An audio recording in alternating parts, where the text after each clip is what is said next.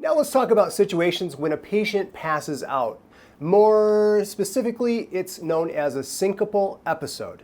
Now, when a person passes out, it could be from a number of reasons, and many of those reasons do not have to be life-threatening. What we're really concerned about when a person goes unconscious is that they're unable to protect themselves from the fall. And if they can't protect themselves from the fall, there's any number of things that can go wrong. They can hit their head, they can hit their face, and they can even break bones. So when we come up to a person that has had a syncopal episode or has passed out, we still want to assess them for life-threatening conditions. We want to check them for the potential of having a concussion or a neck injury. Once we've ruled out those different possible side effects, we can begin to just see if the patient maybe just has a self-limited issue going on. They need to rehydrate, maybe they need to eat something, and they don't need to necessarily go into the hospital.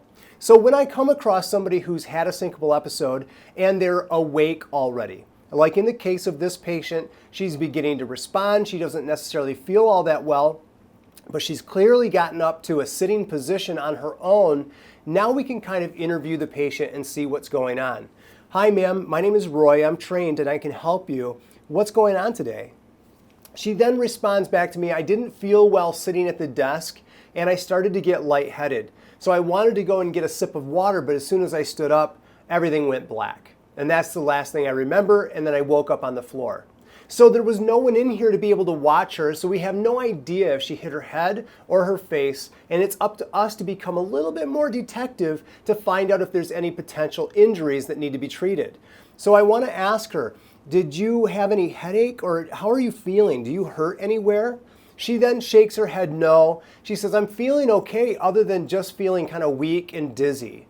And so we then know immediately she's awake, she's responsive, she has a good airway, she's breathing, and she has a pulse. We're going to look at her skin, see if it's pink or pale, if it's dry or clammy or sweaty. And that could be a sign that she's still dealing with some of the shock symptoms and may be enough for us to say, you know, under circulation, this might be a bit of a compromise and she's not feeling all the way well.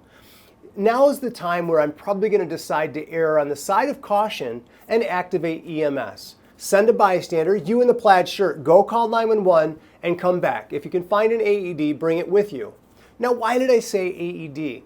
Well, we have no idea what really caused her syncopal episode in the first place. Though it could be something simple as dehydration or a little sugar dip, we also might be dealing with a dysrhythmia of the heart, and we don't want to take that for granted. And so having an automated external defibrillator available in case she has another event or goes fully unresponsive is always a good idea.